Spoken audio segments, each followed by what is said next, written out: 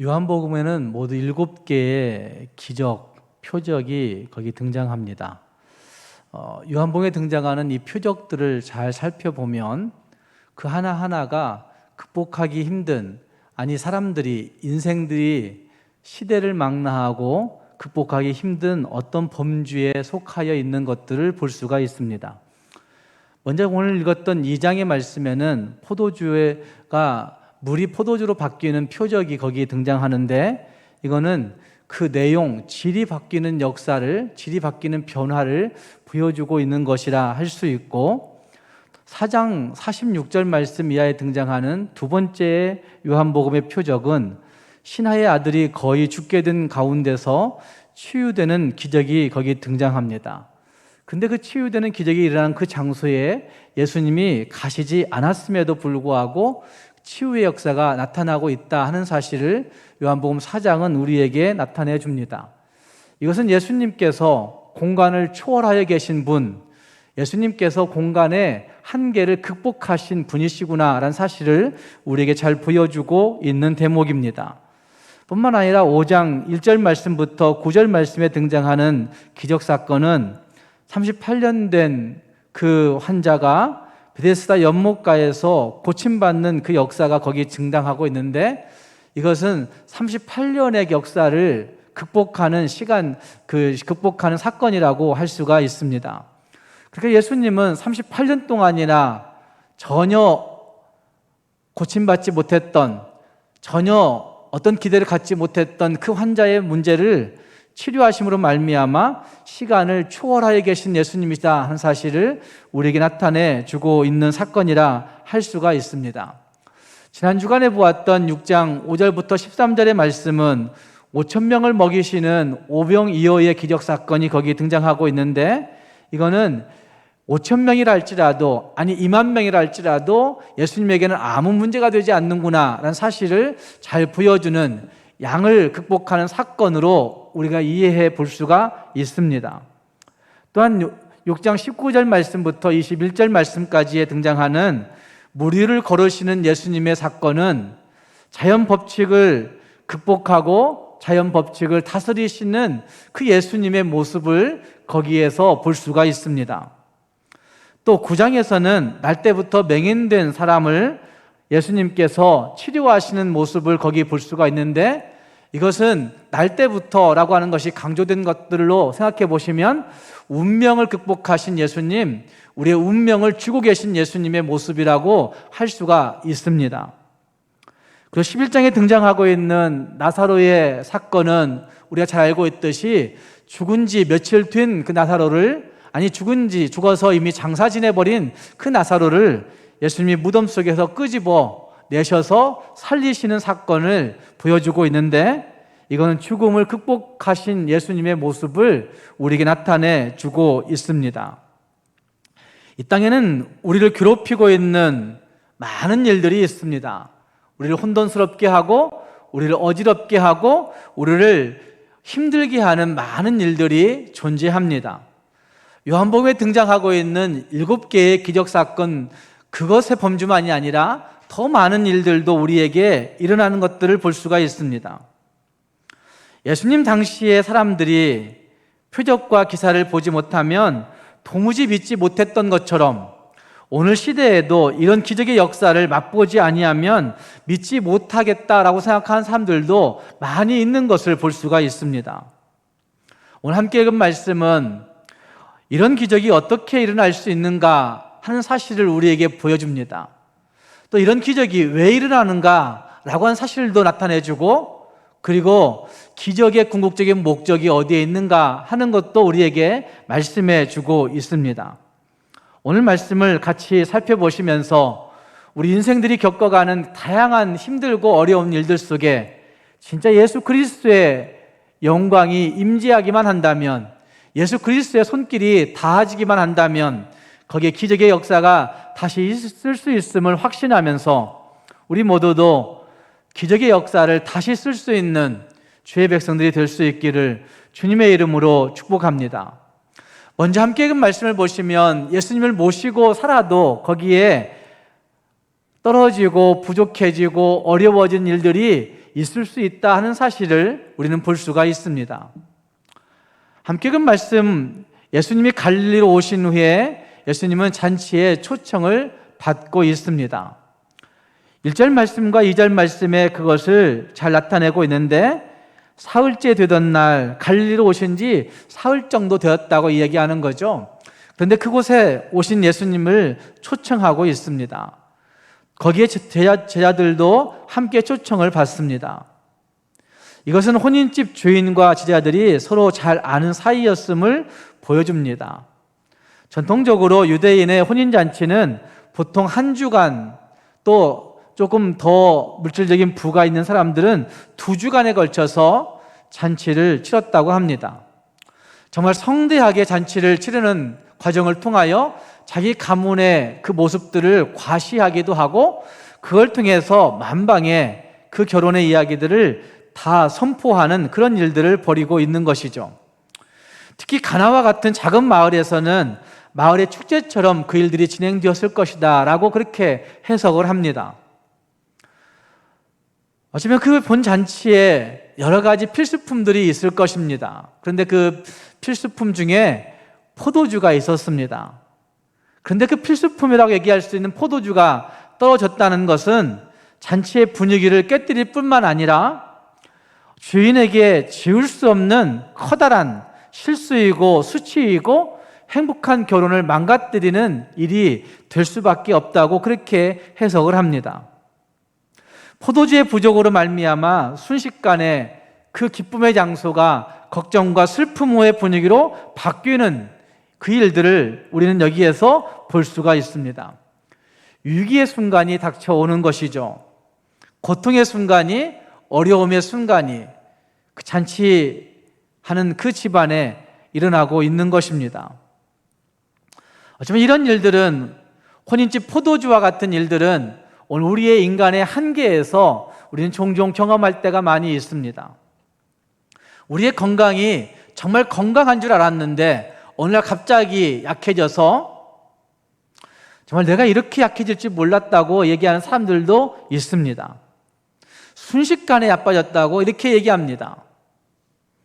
어쩌면 우리의 생명의 문제가 우리에게 위기를 가져올 때가 있고, 가정의 다양한 가족들의 이야기들 때문에 위기가 다가오는 일들도 있고, 사업의 문제 때문에 위기가 오는 경우도 있고, 친구의 문제가 고갈되는 일들도 있고, 사람들의 관계의 문제도 우리에게 큰 고통을 가져다 주는 때도 있는 것을 볼 수 있습니다. 어쩌면 영적인 문제까지도 할 것 없이 우리에게는 언제든지 모자랄 수밖에 없는, 부족할 수밖에 없는, 다 그것이 포도주처럼 떨어질 수밖에 없는 일들이 우리에게 있다는 말입니다. 그래서 예수님 말씀하실 때 바람에 나는 겨와 같도다 라고 말씀하시는 그 말씀처럼 우리 인생의 많은 일들이 이와 같을 때가 많이 있다는 말입니다. 인정할 수밖에 없는 그런 일들이 종종 있는 것이죠.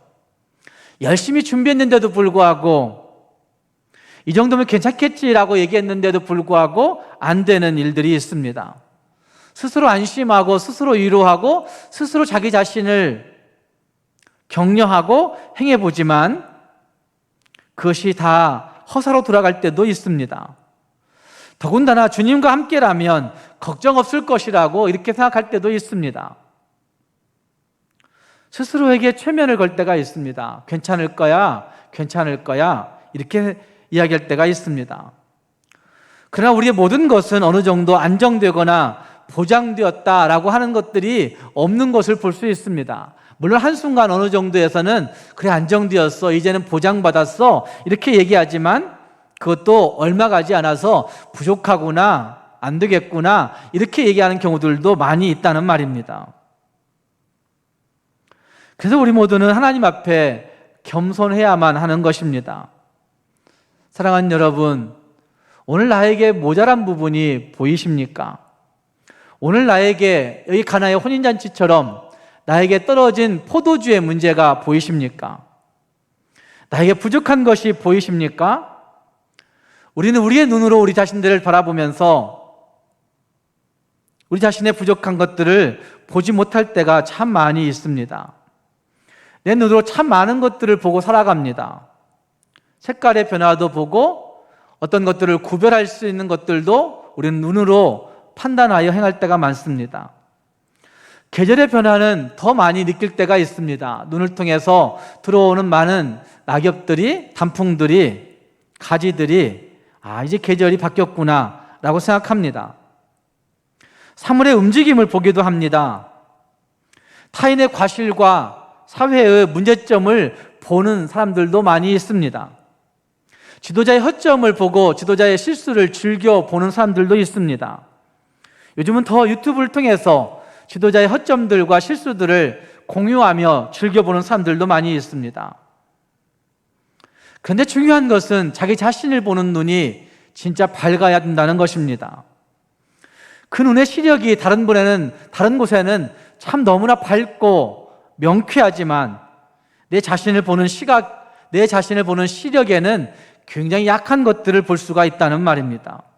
특히 자신의 문제점이나 자신의 못된 습관이나 자신의 무능이나 자신의 부족이나 자신의 떨어진 것이나 자신의 잘못 등을 자신의 죄 문제를 보는 데에는 매우 약하여서 심하게는 하나도 못 보고 지나치는 일들도 허다한 것들을 볼 수가 있습니다. 그래서 자기 자신을 보는 눈에 대해서 전혀 노력하지 않는 거죠. 어쩌면 다른 것들을 보는 눈에는, 물질을 보는 눈에는, 세상을 보는 눈에는 더 밝게 하려고, 지금도 밝은데도 불구하고 더 밝게 하려고, 지금도 넓게 보고 있는데도 불구하고 더 넓게 보려고 안간힘을 쓰고 있지만 자기 자신을 보는 그 시각은 넓힐 필요도 없고 자기 자신을 보는 시력은 밝힐 필요도 없는 그런 일들이 우리에게 있다는 말입니다. 사랑하는 여러분, 나의 모자란 부분이 보이십니까? 나에게 부족한 것이 무엇인지, 나에게 떨어진 것이 무엇인지, 예수님을 모시고 있으니까, 예수님과 함께하고 있으니까, 내가 예수님을 믿고 있으니까 나는 부족한 것이 있을 수 없어. 그것이 아니라 예수님을 모시고 있어도, 예수님과 함께 있어도 부족할 수 있구나, 모자랄 수 있구나, 떨어질 수 있구나 라는 사실들은 우리 자신들에게, 내 자신에게 부족한 것이 무엇인지를 되묻고 있는 부분이라고 할 수가 있는 것입니다. 우리 모두가 내 모자란 것, 부족한 것, 떨어진 것들로 살펴보고 또 그것으로 인해서 일어나는 다양한 것들을 추적해서 살펴볼 수 있어야 됩니다. 내 감정을 내 모자란 것 때문에, 부족한 것 때문에, 떨어진 것 때문에 일어나고 있는 내 감정의 흐름들도 살펴볼 수 있어야 되는 것이고, 내 태도나 내 모습이나 관계들도 살펴볼 때 진짜 예수 안에서 다시 회복할 수 있는 그런 은혜가 거기에 생길 수 있게 되는 것입니다. 또 한 가지 살펴볼 수 있는 것은 믿음이 기적의 역사를 다시 쓰게 한다고 하는 사실입니다. 오늘 함께 읽은 말씀 가운데 등장하고 있는 가나의 혼인잔치는 잔치의 필수품인 포도주가 떨어짐으로 말미암아 그 주인에게는 정말 큰 충격을 가져다 주었을 것입니다. 그래서 그 말을 들은 예수님의 어머니는 어떻게든지 해결해 줘야 되겠구나, 어떤 관계인지는 잘 모르겠지만 그 어머니 마리아가 정말 내가 어떻게든지 해결해 줘야 되겠다라고 생각하고 예수님께 도움을 청하고 있는 모습이 거기 3절 말씀, 3절 말씀에 나타나고 있는 것입니다. 예수에게 이르되 저들에게 포도주가 없다라고 그렇게 말하고 있습니다. 포도주가 없다라고 하는 말은 단순히 알리는 것이 아니고 믿음을 가지고 기대하는 부탁이라고 할 수가 있습니다. 마리아는 예수님께 있는 메시아적인 권능을, 메시아적인 권세를 믿음으로 보고 듣고 있었습니다. 실제로 예수님의 어머니 마리아는 이미 동정녀의 몸으로 그 예수를 잉태할 때에 천사들의 계시를 받고 이 예수님이 어떤 분이신지에 대해서 이미 들었습니다. 이 예수님 메시아이심을 이미 체험했다는 말입니다. 그것은 마리아에게 잊을 수 없는 사건입니다. 여성에게 임신이라고 하는 사건은 굉장히 큰 사건이죠. 잊을 수 없는 사건입니다. 그런데 그것도 내가 아무 관계도 없었는데 동정녀인데 어떻게 내가 임신할 수 있을까? 이거는 정말 두고 평생 잊지 못할 사건이라는 말입니다. 그러고 있는데 천사가 와서 다시 그에게 너에게 잉태된 자가 누구인지에 대해서 분명하게 계시해 주었을 때 우리가 하찮은 태몽조차도 평생 잊지 않고 간직하고 있는 것을 보면 예수님은 그 천사의 계시를 평생 잊지 않고 마음속에 간직하고 살아갔을 것입니다. 또한 세례 요한의 증거를 그는 들었을 것입니다. 세례받고 올라오실 때 일어났던 하나님의 아들 되심의 선포, 하나님의 아들 되심을 알리는 그 선포도 이미 어머니 마리아는 마음에 두고 있었을 것입니다.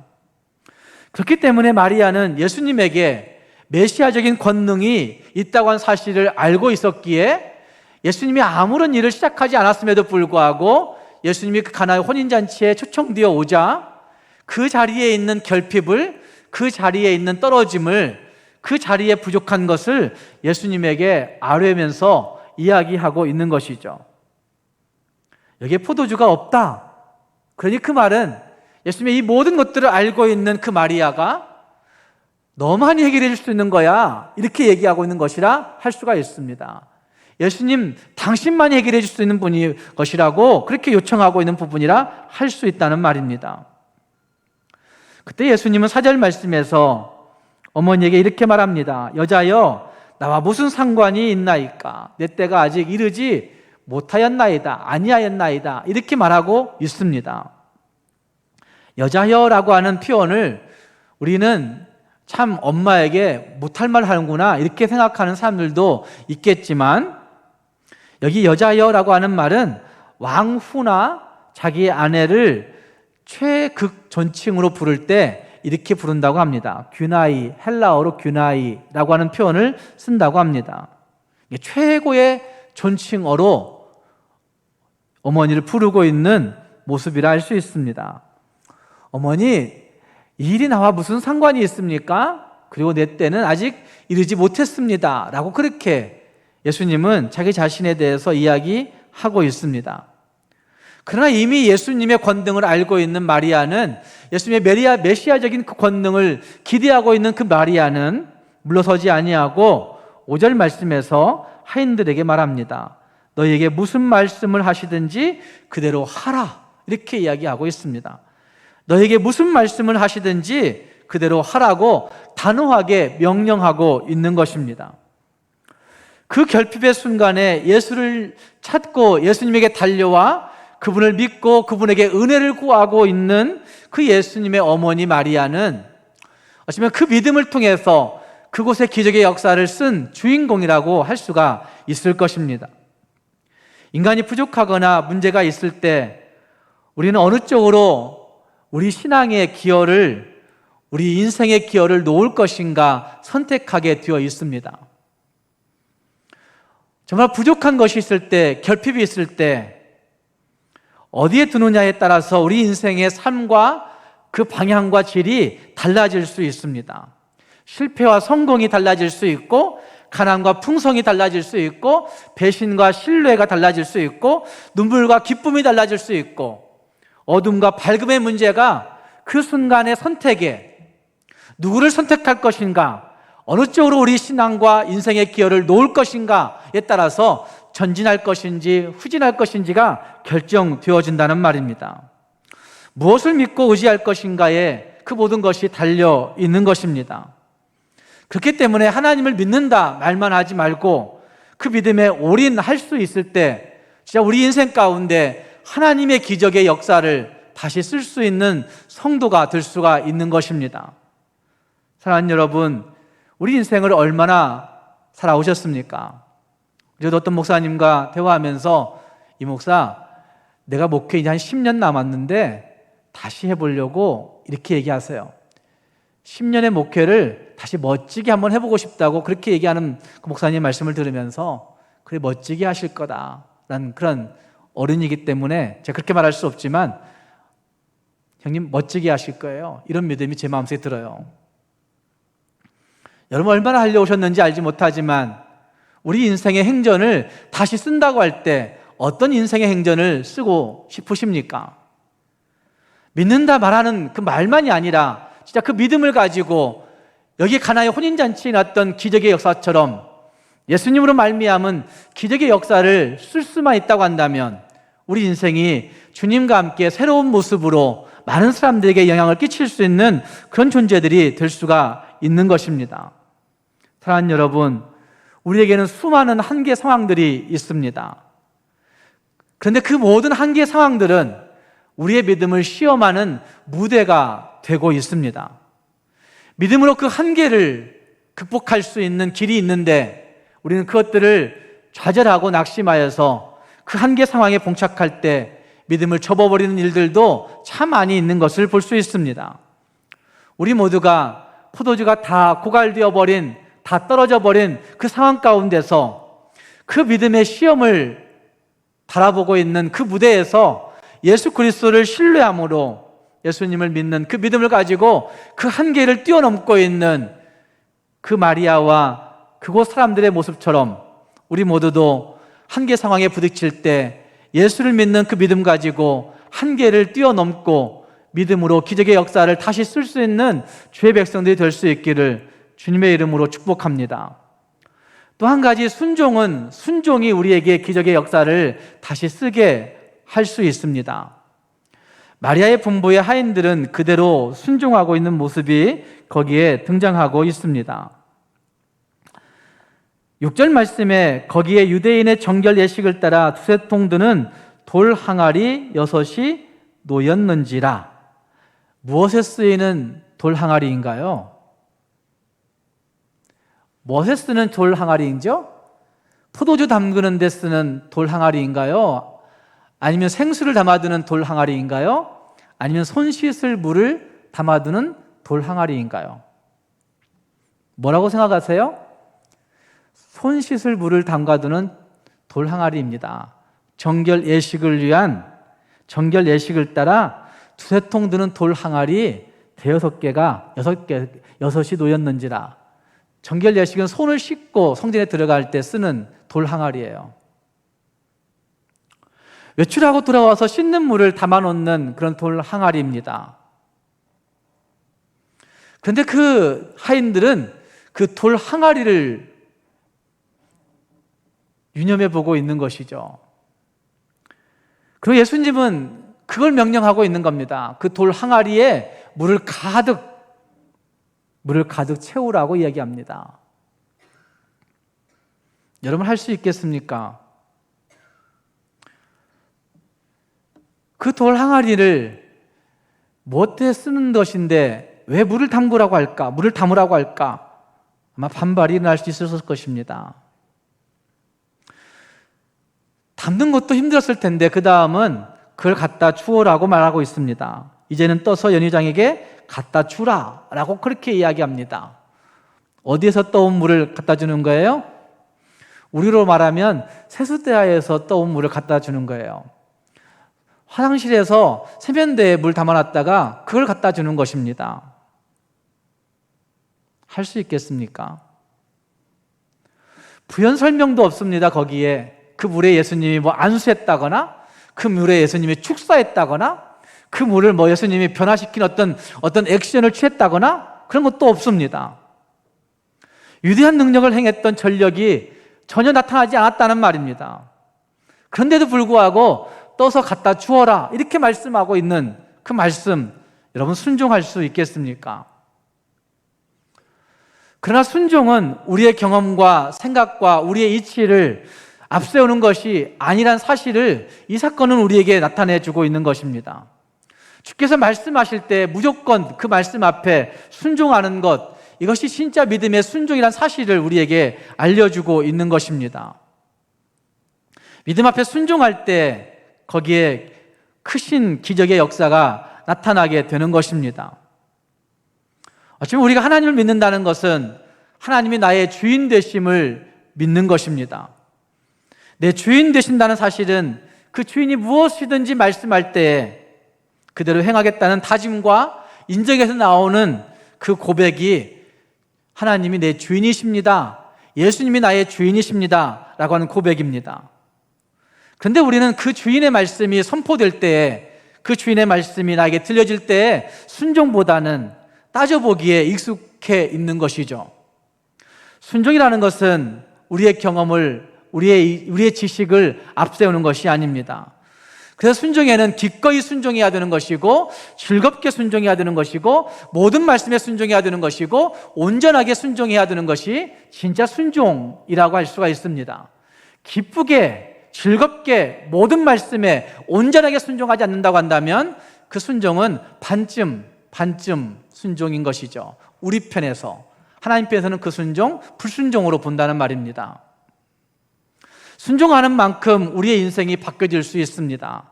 순종하는 만큼 우리의 인생이 승리의 인생으로 바뀔 수 있고, 순종하는 만큼 치유의 인생으로 바뀔 수 있고, 순종하는 만큼 진짜 머리 드는 그런 길들을 살아갈 수가 있는 것이죠.